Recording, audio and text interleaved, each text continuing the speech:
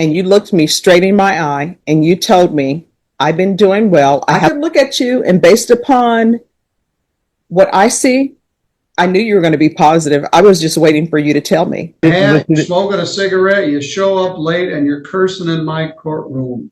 So let's try to have a little more decorum here. And what else? All right, you're going to get drug tested today. So you want to stick with just marijuana? So if you don't, yes. There's always a possibility that somebody could. Well, I don't know why you're rolling your eyes at me. You're lucky you didn't fall asleep driving the wrong side on the freeway. This is the first big red flag moment.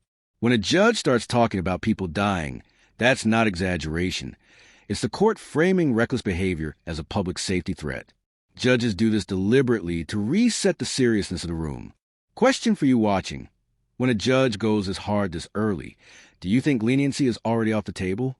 And killing 15 people, man. Offered at this particular time. All right, Ms. Ferguson, I need a jury trial date on Felicia Cox, please. Whatever's going to be done, whatever plea needs to be done by 2 o'clock. I'm not keeping the jury out in the hallway past 2 p.m. Let's pause here because this matters. Aggravated assault with a deadly weapon is a second-degree felony, which means real prison time up to 20 years. Even deferred adjudication doesn't erase that risk. This is the moment where everything hinges on honesty, compliance, and whether the judge believes you're salvageable. All right, your jury trial day is June 21st. They're going to give you a reset form. You need to come to court just for trial on that day at 9 a.m. Yes, ma'am. All right, thank you. You need to get a reset form. Thank you. Did you understand what you're charged with is aggravated assault with a deadly weapon? That's a second-degree felony. The range of punishment is anywhere from 2 to 20 years and up to a $10,000 fine. Did you understand? Yes, ma'am. If you have a plea, all right, after reviewing State's Exhibits 1 and attachments, the court will find there's sufficient evidence to find you guilty. Have the court for deferred finding of guilt as you've applied for deferred adjudication. Are you proceeding with sentencing? Yes, we are, Your Honor. Anything you wish to say on behalf of your client? Yes, I've had an opportunity to represent Ms. Cox in this matter, and she is requesting that the court grant her application for deferred adjudication. I would show the court that she's taking care of her disabled child, and so we would ask that the court would consider lowering the hours of community service or adjusting them. Okay, you said she's taking care of a child? Yes. All right. So is there anything you wish to say, Ms. Cox? Well, what's going on in your life? Why would something like this happen? I don't know. It was New Year's. I'm sorry, I can't hear you. It was New Year's. And how old is your child? He's 10. And where was your 10-year-old during this? It happened during New Year's and with my mom. See, if we would put our children first, maybe we wouldn't be here, right? So if you're drug tested today, what are the results going to be? I will feel. All right, what are you going to be positive for? And what else? All right, you're going to get drug tested today. So you want to stick with just marijuana?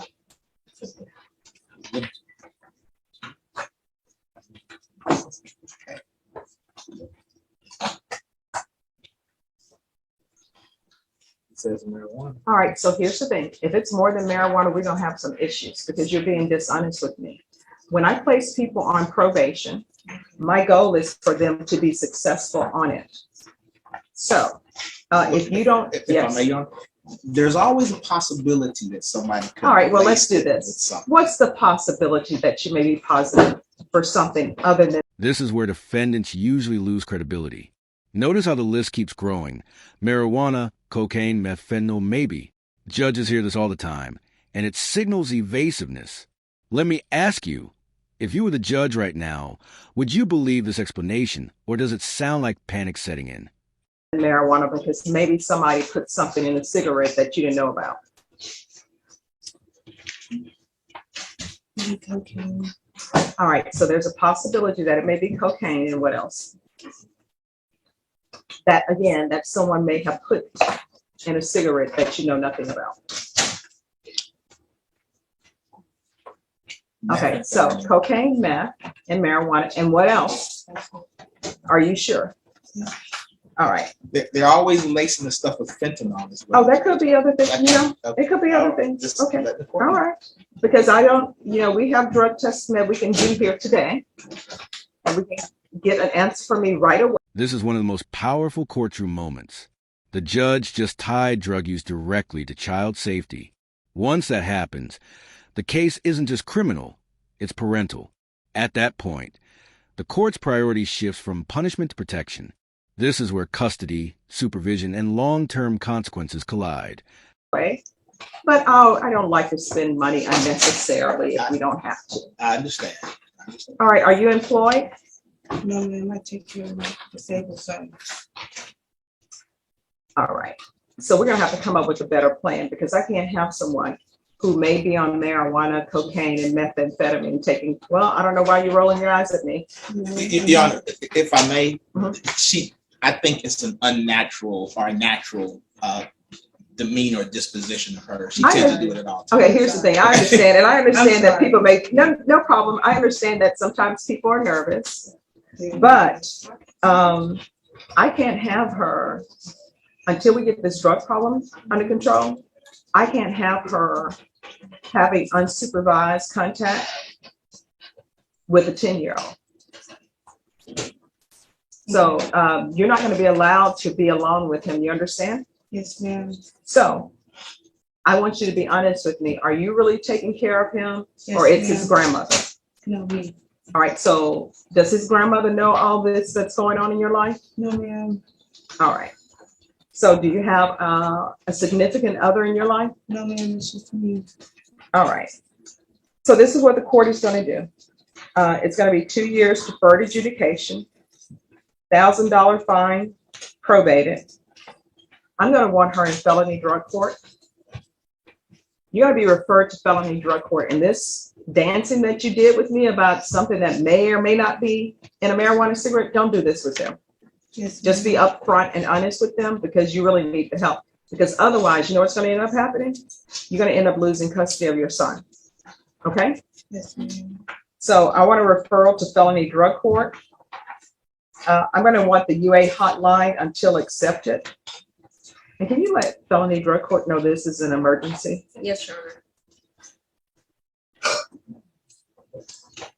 Honor. There's going to be $200 restitution and no contact with Amber Times. Your Honor, if I may, on a no contact with Ms. Times, I've had an opportunity to talk with her, as have the state. In fact, she's in the courtroom at this time, and she is okay with there being a no harmful contact in the injurious, or no contact in a harmful or injurious manner. They do kind of flow in the same areas, and so I would not want. Where's Ms. Times? Ms. Times, would you please stand up? Ms. Times, there should be no contact. We can't have people stabbing people in a neighborhood because let me just tell you what ends up happening. There's some person who's minding their own business in their neighborhood, just probably trying to have a relaxing evening, maybe barbecuing or something, and then they have to deal with all this foolishness with screaming and stuff going on, and people saying I stabbed somebody because they disrespected my company. So there's not to be any contact. All right, thank you. So there should be no contact with Amber Times, $200 restitution. Ms. Times, do you still want your $200 restitution? That could probably help her out. Yes, ma'am. All right, so she still wants her $200 restitution. We're going to do parenting classes. There should be regular reporting and probation. I'm sorry to do this to you, but I'm going to need field visit 4 times per month to make sure that her child is okay and that she's not having unsupervised contact. There should be no unsupervised contact with minors. I'm going to want proof of employment within 30 days. There should be no employment as a home health care provider or minors. How are you supporting yourself? I take care of my son, so it's on Social Security. Yeah, that Social Security is for your son. It's not for you. I know. So, okay. I'm going to want 150 hours community service restitution. 40 of those hours will be waived if you provide proof of the COVID vaccination. The court is not requiring you to get the COVID vaccination, but if you do and you present proof, 40 of those hours will be waived. The remaining of the hours will be waived once you provide proof of successful completion of parenting classes. If she's not accepted into felony drug court, please let me know immediately. We're going to do something else. All right. I tell you what, just go ahead and do a tap as well. All right, probation, is there anything else that she needs? No, Your Honor. I'm sorry, did I say report? Yes, I did say regular reporting. Yes. Is there anything else you need from the court in order to be successful? All right, I'm going to show you what's entitled Trial Court Certification of Defendants' Rights to Appeal.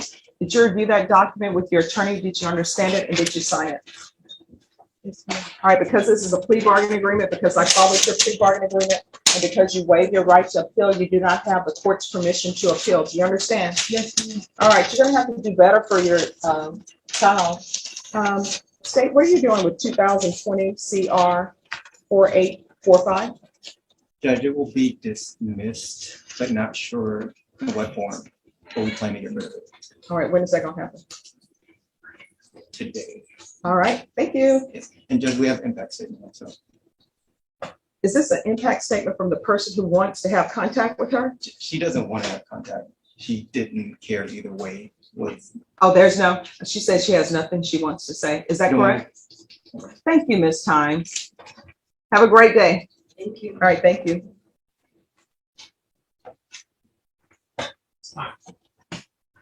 All right, that will be all. Probation will go over conditions with her. Thank you very much. Your Honor. Court is calling 2022 CR 1929, State of Texas. Round two, that's possession of a controlled substance, penalty group 1, 4 to 200 grams. That's a second-degree felony. Range of punishment is anywhere from 2 to 20 years in prison and up to $10,000 fine. If you have a plea bargain agreement with the state, the court does not have to follow your plea. If for any reason the court does not follow your plea and gives you more than you bargained for, the fact that you entered a plea will not be used against you, and you will be allowed to withdraw your plea. Did you understand? Exhibits 1 and attachments. The court has reviewed the same. The court will find there is sufficient evidence to find you guilty. The court will defer finding of guilt as you've applied for deferred adjudication. Are you proceeding with sentencing? We are, Your Honor, going to waive PSI. We would only ask the court, Mr. Vargas is court appointed. I don't know if the court would be willing to probate any of that fine. All right. So, Mr. Vargas, how old are you? Are you employed? What do you do? Sales of all our businesses to make a donation for a student literacy program. Do you have any children? I do. What are their ages? All right. Do you have contact with them? Yeah, this training. I was. All right. So how often have you been using? I was using pretty often whenever, because my mom passed away, so like it was like kind of like that's how it happened. But I actually stopped on the 1st of January. So if you're drug tested today, what are the results going to be? Yeah, no, I won't be very. I have I've been going to classes and stuff. Okay. How often have you been going to classes? Not very often, but I mean, I've started, and See, but I mean, like I have everyone that I work with is actually in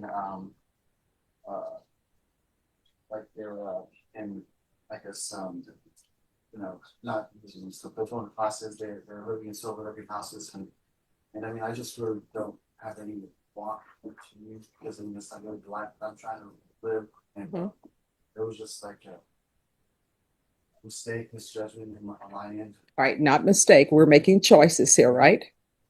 Because I read the police report. In the police report, they saw your cell phone, and in your cell phone, you were asking somebody if they wanted to come smoke.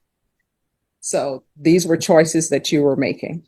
So you need to figure out the reason you're making the choices that you're making and do a course correction, because otherwise you're looking at potentially 20 years in the prison. Now, if you have a drug or alcohol problem, I will give you programs that will perhaps help you with this. All right, you understand? Not I did have a problem, but like, you know, This was like a year and a half ago, and so I just I definitely like had time to realize like get myself out of it. Luckily, All right, I'm gonna have you drug tested today. Ms. Abrams, can you call and see if they can have him drug tested today? All right, there's a $2,000 fine. It's going to be probated, 6 years deferred adjudication, proof of employment within 30 days, no employment as a home health care provider with minors, regular reporting by Zoom or in person, regular random UAs. There's going to be a TAP evaluation out of custody if you're negative. If you're positive, then you're going to come back to this court and you're going to do the TAP evaluation in custody. Do you understand? what does that mean again? Oh, that means that what's going to end up happening is you're going to leave from this courtroom. You're going to do a UA. There are people who will test you today. And if you are positive, you're going to come back here. You're going to go in custody and they're going to do the TAP evaluation in custody. Well, I mean, what is your results going to be? All right, so why didn't you just say that in the beginning? I'm in trouble. Well, no, I mean, here's the thing. I ask these questions, and the reason why I ask these questions normally is to see where you are in the phase of your sobriety. And so you're not sober at all. The AA meetings, the NA meetings that you're doing, you're not actively participating in them, because if you were, if you felt like you were going to use, that's when you use your tools, you pick up the phone and you call your sponsor or you go to an AA meeting, right? So what will you be positive for? And what else? All right. So how often are you using? Like every few days. So often. All right. And here's the thing. We're all on our journey to try to become better people and live clean, sober lives. So where you are today, and I would tell my clients this all the time, where you are today, hopefully that's not where we're going to see you 10 years from now. You're still in the same place. All right. So I'm going to set your conditions. The conditions I'm setting for you are so that you hopefully can maintain your sobriety. Because if you're using drugs, only one or two things going to end up happening. Either you're going to be in and out of somebody's jail, in and out of prison, or somebody's going to have to come and identify your body. And I don't think you want your 19-year-old for them to call him up and say, we need a body identified. You understand? All right. So there's going to be a $2,000 fine, probated, 6 years deferred adjudication, proof of employment within 30 days of release, no employment as a home health care provider with minors, regular reporting by Zoom or in person, regular random UAs, 90 sober meetings in 90 days. This is what I want done in custody. A TAP evaluation, a referral to felony drug court, and then there's going to be field visits one time per month until further notice, 200 hours of community service restitution, 100 hours will be deducted upon completion of the MRT course. Probation, is there anything else? Is there anything else you need from the court in order to be successful? All right, did you review the document entitled Trial Court Certification of Defendants' Rights to Appeal with your attorney? Did you understand it and sign it? All right, because this is a plea bargaining agreement, because I followed your plea bargaining agreement, and because you waived your right to appeal, you do not have the court's permission to appeal. Do you understand? All right, we can go off the record. Here's the thing. You need to be 100% honest with felony drug court. It's a difficult program, but it's a good program. You need to be 100% truthful with the TAP evaluation, because I'm trying to give you the tools you need so that you will not potentially end up going to prison for 20 years. You understand? And, you know, other courts, I don't know what they're doing, but it is best for you to be honest with me if you have a drug or alcohol problem, because I can tell you in this court, probation wants you to get help, the state wants you to get help, and your attorney wants you to get help. This is no one trying to trick you. You understand? All right. And make sure you're on time. Yeah. So like the evaluation's been done in just. Yes. So that means I This is the courtroom equivalent of I already knew. Judges are trained to read behavior long before test results come back. What you're hearing now is frustration, not anger, but disappointment. And that's worse, because disappointment means a judge expected better and feels misled. would be in jail. In custody, yes. And I can tell you the felony drug court evaluation, because it's Thursday, they'll probably have it completed by next week. Probably Wednesday. They'll know if they're going to accept you or not. But I can tell you this, if you're dishonest about your drug problem, they're not going to accept you. Will I be able to go home today? No, No? no. Really. No. I mean, this is what I want you to internalize and understand. You came before me and you looked me straight in my eye and you told me, I've been doing well. I haven't used since January. I could look at you and based upon what I see, I knew you were going to be positive. I was just waiting for you to tell me. And then when I said, oh, we're going to do a UA today, I'm going to send you today to do it. You were still like going on as though the UA today wasn't going to happen. And then when probation was on the phone because you knew it was going to happen, then finally you come clean. Trying to go back to work. I mean, I just have like, Nobody wants a salesperson who's using meth every other day. I mean, I'm trying to get better. I just feel like going back to jail is not going to do Is continuing to use every other day going to do you any good? No. I mean, if I just see operation when I took the drug test, Let me ask you this. Did you know you had court today? I did. All right, meth doesn't stay in your system that long. To me, what you should have been doing is saying, you know what?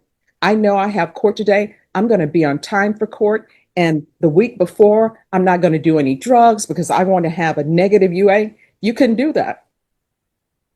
You're in the throes of your addiction. And sometimes when people are in the throes of their addiction, they can't even tell the truth to themselves. And right now, I'm going to have to help you and stop the madness that's going on in your life. Otherwise, who knows? You may end up with a bad batch of meth, because let me just tell you, it's not FDA approved. Nobody's in their garage making meth and saying, let's make sure we don't get any rodent droppings in this. They don't care. They just want a customer. You're going to pay for it. And if you end up dying, they're not going to be saying, oh, let's hold a visual for you because you died. They're going to be like, okay, next one. Your Honor, my dad's 82, my truck is parked in the garage. So let me ask you this. Why didn't you think about your father being 82 when you were getting ready to use? I didn't think that I was going to be drug tested today, and I felt like I would be able to like be clean by the time. I know I'll be clean. I mean, can we just like give me 4 days to go see the? No. Okay, come on. All right. Thank you. 3:00.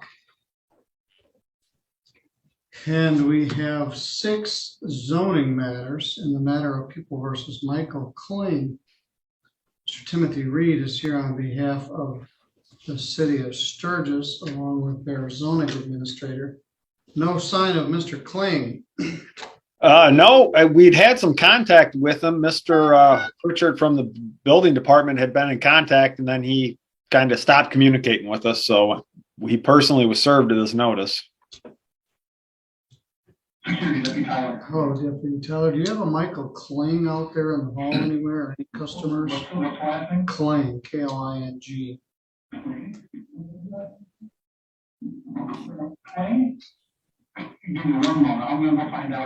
All right, thanks.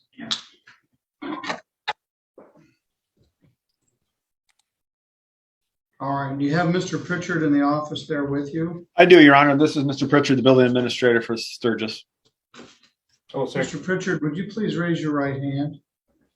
You swear or affirm any testimony you're about to give in this matter will be true to the best of your knowledge and belief.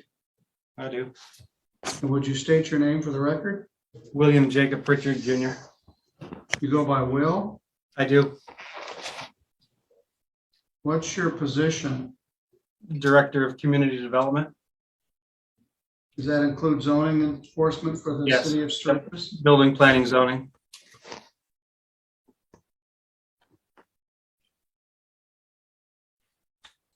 Well, I'm kind of killing a little time. As you know, Mr. Reed, we'll start doing everything and then people will show up. Correct. You know, it happens all the time. We go through an extensive record and the people show up 40 minutes late. Well, we're not going to wait 40 minutes.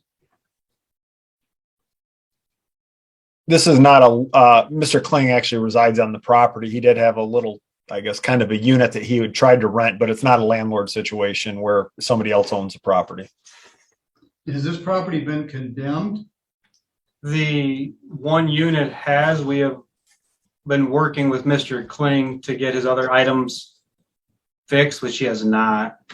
Well, here's somebody, Moto G Play, which may be 304. It's the Punisher, Judge. Yes, Mike. Good afternoon, sir. Are you Michael Kling?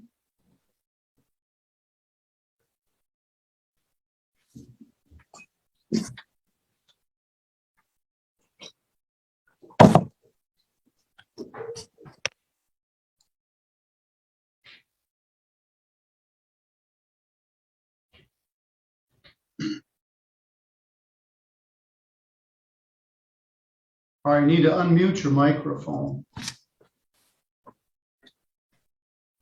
There he goes. Good afternoon, sir. Can you hear me? Yes, Are you Michael Kling? I am. All right, would you please have a seat? Absolutely.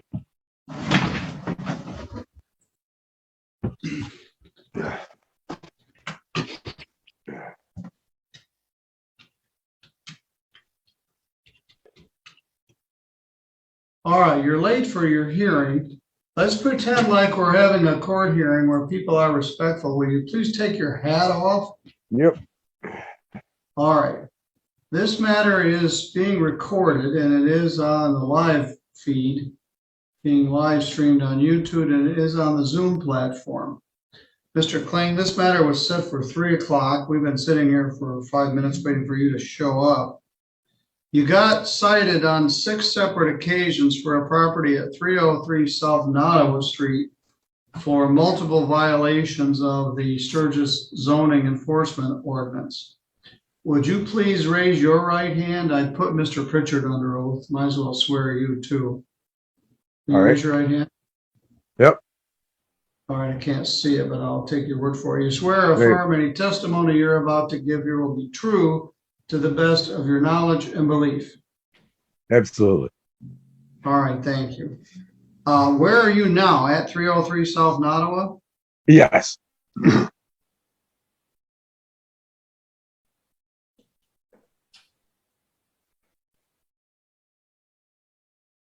I was about to ask Mr. Pritchard whether this property had been condemned. It looks dangerous on about 19 different ways.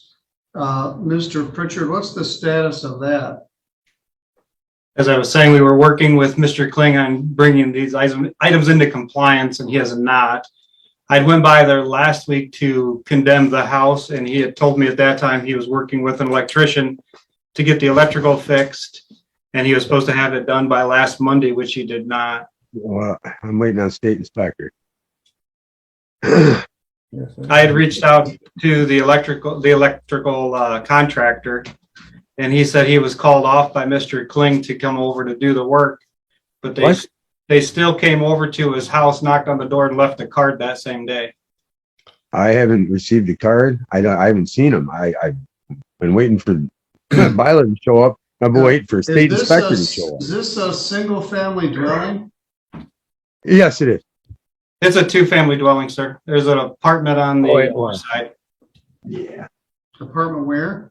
On the north side at 303 and a half. It's all a single legal description, Your Honor.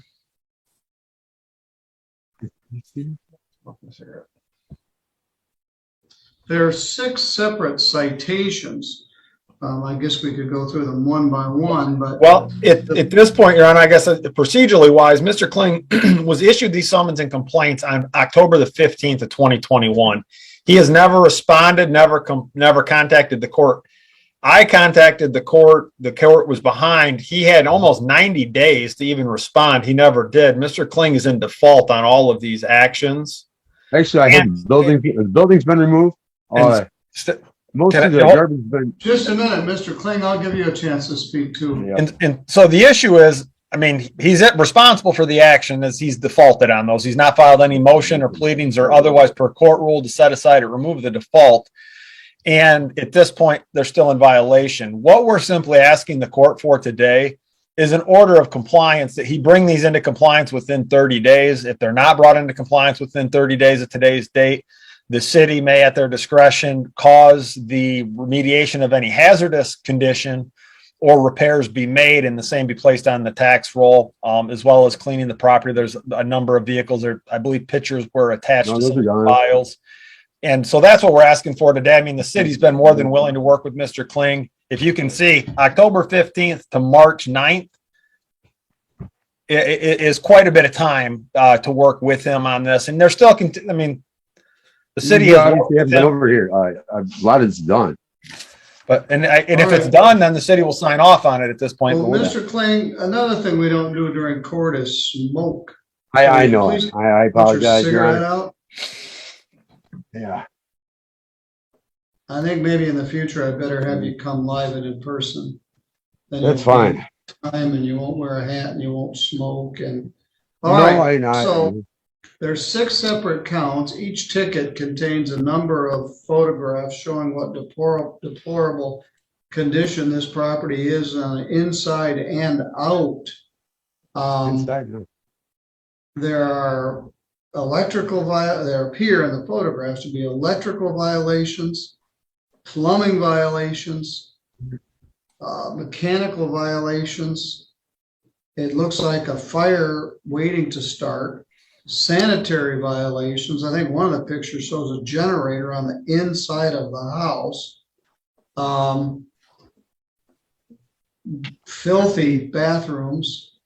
The outside looks like Hiroshima after August 6th.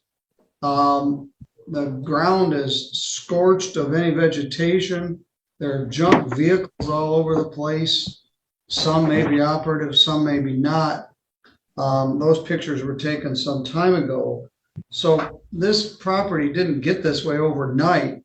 No, I sure didn't. Expect him to accomplish this in 30 days, maybe a bit unrealistic. Your Honor, right, a lot of that stuff's been taken care of. I can tell the court that prior to this action, the city had been in contact with Mr. Kling through Mr. Schweitzer almost a year prior, warning of this type of action coming forward. I have all this shit done, and you just keep going. All right, well, we're going to give you 30 days, and then we'll see what the status of it is. Well, the plumbing's been done. Who lives there, Mr. Kling? I do. Just you? Yeah, me and my dog. But can I say anything, or is this just going to be a railroad me? I don't think I can. We haven't done anything yet, but yeah. Well, I know we haven't. Okay, go ahead. What do you want to tell me? All the cars have been removed. Let me see. The building they wanted taken out is out. Notice the pattern across all these cases. Late arrivals, lack of respect, excuses, and then reality hits. Courts don't demand perfection, but they absolutely demand honesty and effort. Final question for you. Do you think these judges are being tough, or are they trying to stop something much worse from happening later? Most of the yard's cleaned up. My plumbing's finished. All the other done. I got railroaded by a bunch of little here in town that my property and my house, and right along with the city. I'm not thrilled. I am not thrilled. Well, sitting here listening to this shit. That makes 2 of us. Mr. Kling, I bet it does. If you curse one more time, I'm going to find you in contempt and order that you be incarcerated. So we're in a court hearing. Don't drop the F-bomb. Don't swear. I can understand. If you were here, I would have already had you taken out the back door by the bailiff. This is a court hearing. You're treating it like a discussion over the kitchen table. I have my robe on. This is being recorded. I apologize. You wear a hat, smoking a cigarette, you show up late, and you're cursing in my courtroom. So let's try to have a little more decorum here. Especially since you're the defendant and you're asking for some consideration from me. Mr. Reed asked for a compliance order that I give you 30 days. 30 days in March and April is tough. What else do you have to do? I gotta go to the dump a couple times. I got some stuff I gotta take in yet. And I got a little bit of electrical left, and that's it. All right, well, it sounds like you've made some progress. All right, I'm gonna give you a little more than 30 days. Today is, we're gonna continue this to April 27th. Mr. Reed, you may submit a compliance order. The defendant is in default. Yep. And the one thing I did request in there, Your Honor, I guess I did not address, just asking for judicial convenience that all the cases be joined under one, so they can be done in one order. I can use the same caption, but. Yes, that's fine. Thank you. And I will do a master compliance order indicating, listing all of the complaint numbers or the court numbers on there, so the court will have that until April 27th. Let's see what he can accomplish by the end of April, and if we get the property in compliance, everybody wins. City of Sturgis is better off, he's better off. And we don't, so I'm going to continue this to 2 p.m. on April 27th. Thank you. Does that work for you, Mr. Kling? Fantastic. Works for me. I'll have an order submitted via the 7-day rule, Your Honor. All right, let's see what you can accomplish. You shall allow an inspection after April 20th. Absolutely.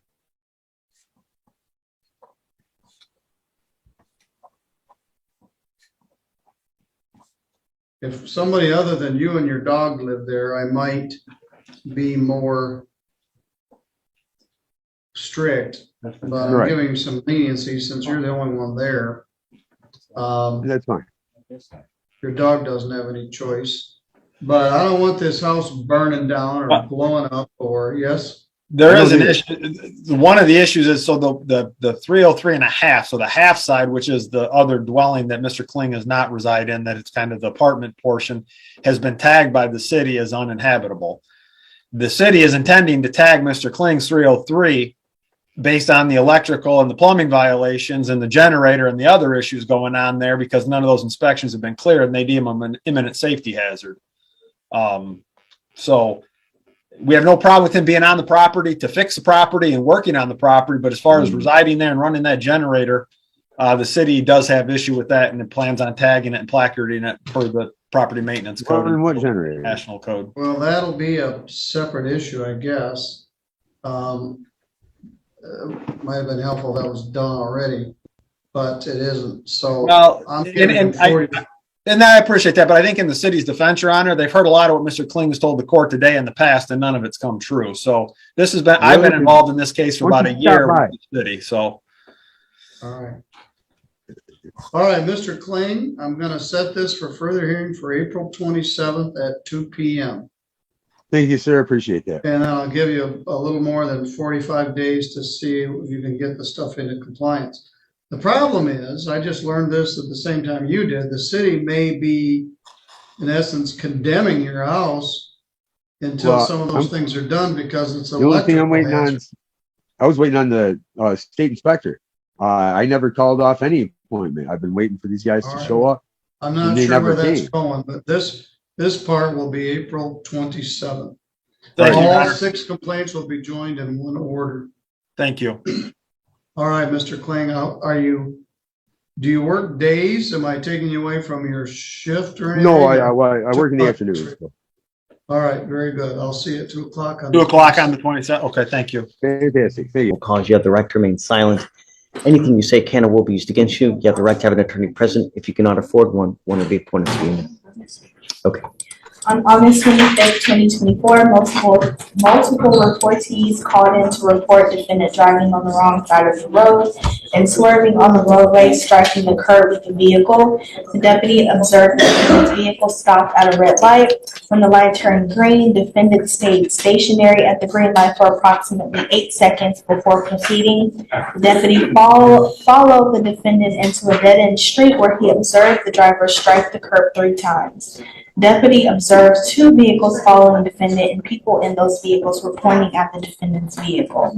The deputy observed slurred speech. Defendant appeared to be disoriented, swaying, staggering, and stumbling on her feet and struggled to keep her balance. Used her car to support herself. Defendant admitted to consuming 5 shots of alcohol on August 24th and also admitted to consuming sleeping pills. The officers conducted the standard field sobriety test. They observed 3 out of 6 signs for the horizontal gaze test. 8 out of 8 of the signs for the walk and turn, and 4 out of 4 for one leg stand. The defendant consented to a breath sample, and the BACs were both 0.0 on both tests. You're telling me that she admitted to taking sleeping pills and then gets into a car and drives? The blood search warrant was subsequently executed. You don't have that yet, do you? Do we have the blood from it? No. You're lucky you didn't fall asleep driving the wrong side on the freeway and killing 15 people, man. I'm finding probable cause to go forward with your case. You have a Texas driver license. Guys, can you run in a criminal history search? What other criminal history? Does she have any prior DWIs? Any other criminal history? He actually has a recently eligible. She has a what? She's eligible to drive. Yeah. She had a prior suspension for failure to set gears, is denied renewal, but it got lifted 8 days ago. I think I'm going to put an interlock on Miss Gilbert.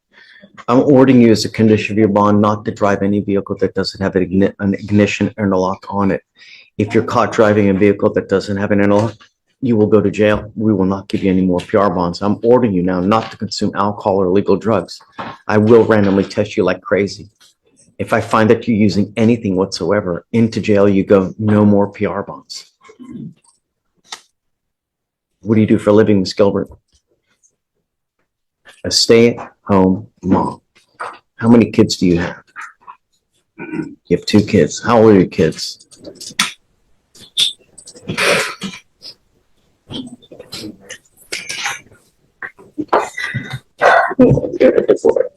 Going through a divorce. My husband. I'm sorry? I can't hear you. I said my husband and me. You say he left you? He hits you. Punches me. If you have trauma, if you have PTSD, this is not the way to take care of it. Because I'm going to tell you that if you are truly divorcing your husband, what do you think he's going to do with this DWI? He will use it as leverage to take the kids away from you, right? Right. Do you think that this is going to help? They're going to use every advantage they can to take the kids away, saying that you have a drug or alcohol problem, and whoa. So, if you truly like and love those kids, then you need to be aware of your conduct and to be more careful. Do you understand? Would you like me to appoint your lawyer today, man? I will appoint your lawyer, but I'm absolutely serious. If I find 1 iota of alcohol or any kind of dope, into jail you go. And I'm telling you, if you're in jail, who's going to watch those kids? Consider that when you're out there in the free world, because I need you to fill out an application for an appointed lawyer for me. So let me ask you this. Do you have a Texas driver license? Do you have valid liability insurance in your name? Are you sure? My dad has a car, but my name is on the insurance. Okay, I want to verify that before we do. So when you get with your lawyer, I want to verify today before you leave here that you have actual insurance in your name If you do, then I'll allow you to drive. If you don't, then you're not allowed to drive until you get insurance. You understand? All right, deputy's going to give you an application. I'm going to have you sign a reset with Victoria. You'll meet with Rachel, and then I'll have you go to the jury box, man. Good morning, Mr. Powell. Mr. Powell, you're charged with interference with the duties of a public servant. You're facing up to 6 months in jail and or a $2,000 fine. We're going to do probable cause. You have the right to remain silent. Anything you say can or will be used against you. You have the right to have an attorney present. If you cannot afford one, one will be appointed to you, sir. Okay. On August 23rd, 2024, in Harris County, Texas, officers were dispatched to the Marquise in regard to a trespasser who refused to leave. The officer made contact with the defendant, who was ID'd as the individual who refused to leave. The defendant told officers that he wanted to hurt others and started to become increasingly. The officer tried to detain the defendant, but he became irate and non-compliant. The defendant then stiffened his left arm when he was in front of his body to deter officers from gaining control of it and attempted to walk away while being restrained. Officer number 2 then produced his taser, arming it and arching it before the defendant began to comply with commands without taser deployment. Defendant was detained in double locked handcuff restraints and placed in the patrol vehicle without further. So he pulled away. Is that what you said the initial one was? Mr. Powell, I'm going to find that there's probable cause to go forward with your case. What are you doing with yourself these days? Right now I'm trying to find a job. I've been out here trying to take classes and stuff. What do you mean? I've been out here from somewhere else? No, I'm from Louisiana. I'm from Shreveport. Okay. Who's here for you in Houston? My mom. She's back there. Okay. Where's mom? I don't see him. Mom. Okay. Thank you so much for coming. You heard what the case is?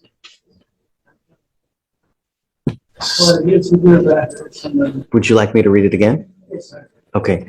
Would you please? And speak a little bit louder.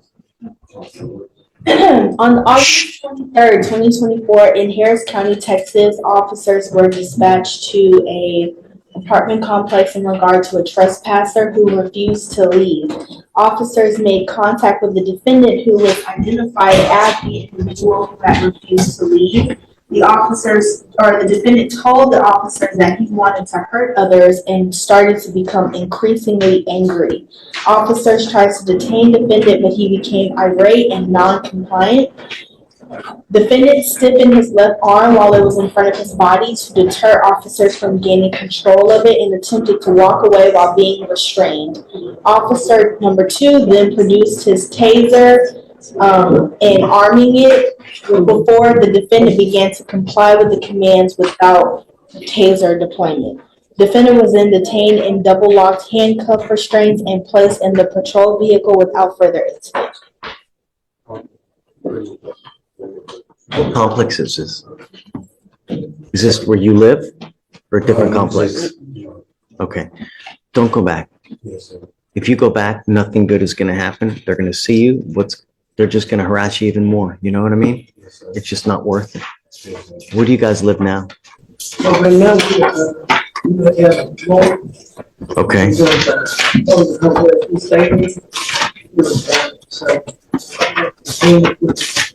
Okay, Mr. Powell, I'm gonna give you a lawyer today. Just all I'm asking you to do is just don't get in trouble. Yes, sir. Are you taking any medication? Are you supposed to be taking some? Yes, sir. Are you doing it? Yes, sir. Mama says no. You're not listening to mom. When mom ain't happy, ain't nobody happy. You get my drift? And if she's not happy, I'm not gonna be happy. I will help you in any way that you can. If you start acting like a fool, you just got to tell me, and we have proper places for you, Mr. Powell. All I'm asking you to do is stay out of trouble and take your medicine. Yes, sir. I'm going to give you a lawyer, and I'll give you my phone number. If you have any issues and he's not following the rules, just tell me, and we'll straighten them out for you. I hope you're not smoking any kind of weed or anything like that, too. Mom, is he smoking weed? You lie to me again, I'm going to put you in jail. If I test you right now, what's it going to show? show that I've been smoking. What else? No more. I will test you 31 days from today. If you stop smoking as of right now, in about 35 days, if I test you, you should test clean, other than what you're supposed to be taking. I promise you, on everything that's holy, you will get tested in around 33 to 35 days. If it shows weed in your system, that tells me that you've continued to smoke, and I'm going to lock you up. It doesn't look like she's making a gajillion dollars to be able to bond you out with a $10,000 bond. So what happens, Mr. Powell? You'll be stuck like Chuck in there until this thing's over with. We're going to do this. It's whether we do it the easy way or whether we do it the hard way. And that depends on you. You understand? Okay. So what I'm going to do is I'll set this case around 35 days from today. He's got to come back. We're going to take a test. I'll provide you a lawyer today. You have any issues, just tell me, and then I'll try to help you out in any way I can. Okay. Thank you so much for coming. I'll roll the cost for anything. You won't have to pay for anything. Okay. Just all we want you to do is stay out of trouble. And when you take the medication, good things happen. You also need to get a job. You got too much time on your hands. Can he work? No. He drives just a bit. Okay. Can he work? He don't know how to speak up. You don't know how to read or write? Why don't we get him into school? He's he's born with brain, so most of the things that we have to do, we have to use the brain. Do all of the things we don't know how. What if, can we try to put him in a school where he can learn how to read and write? Because only good things can come from that, you know? I could, but I didn't know which way, because we moved down here. Let's do this.